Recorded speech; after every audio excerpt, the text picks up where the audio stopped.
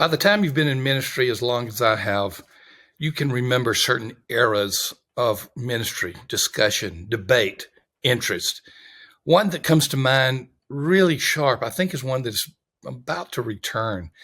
It's kind of like the discipleship versus evangelism debate. I'll talk about that more. You may have heard about this debate in the past. You may be hearing about it now, but we'll be talking about it. But thank you always, Belay. Belay Solutions has been at the forefront of the Church Answers podcast. They're the founding sponsor, the exclusive sponsor. They're right alongside us. And that's really a metaphor for how they have been in my life in ministry. They've been right alongside me. Two different organizations I've been a part of, and I have turned to Belay again and again and again. And I'll continue to. Why? Because they provide the quality of people that become a part of our team, virtual team, that just can take work off of leaders like virtual assistants and bookkeepers and webmasters. They're absolutely incredible in the way they're trained. Not only that, they match us so well. They will ask questions of the organization. They'll match it with those who might be looking to do more hours or do hours at Belay. And so it has just been a great, great ministry. I urge you to look them up, belaysolutions.com, and just give them a try. It's a great organization. Get their download, 25 tasks a pastor can delegate to an assistant. You won't be sad or sorry that you did. There's another download in there that you can use to help predict the attendance in your church, one that we are providing. You got 2 free downloads, and I encourage you to check both of them out. Back to the topic at hand. On this side, ladies and gentlemen, we have discipleship. On the other side, we have evangelism. Now, evangelism and discipleship, get in the ring and fight it out. Well, that's a bit of melodrama, but that's how it's been in many phases of church history, particularly contemporary history. I can remember very clearly church leaders saying, we are not an evangelistic church, we are a discipleship church. And, I'm trying to think about the implications of that. How can you disciple people if you aren't leading them to Christ? Now, I know that you can disciple those who are there, but at some point, don't you have to have some new Christians to disciple? And those ludicrous type of arguments lasted a decade, 10, 15 years, 20 years. And it was, what is Matthew 28? It's discipleship.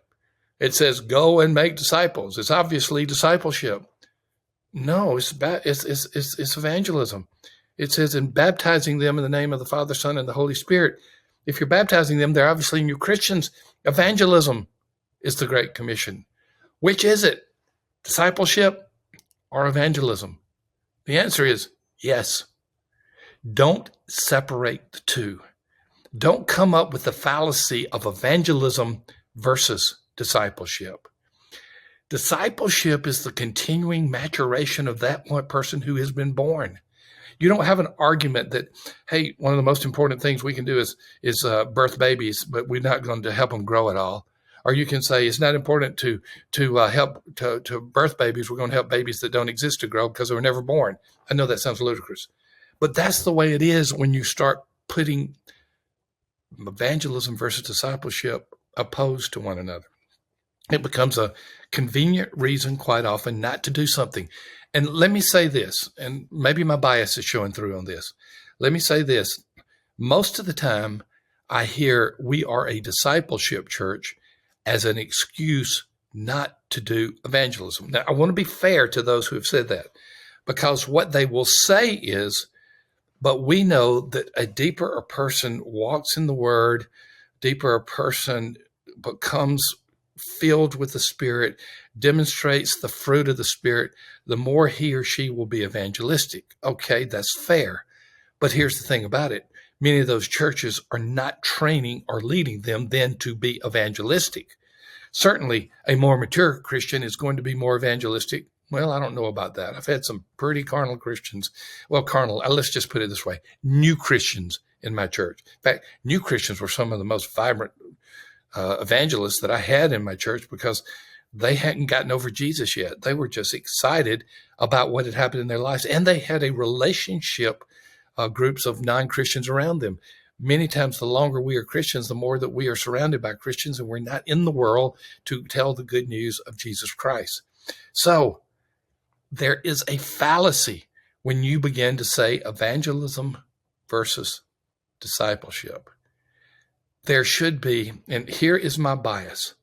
My bias is if you have a priority of evangelism, which is usually the more difficult to engender in a church, to institute in a church, go back and listen to my podcast about why evangelism is one of the more neglected ministries in the church.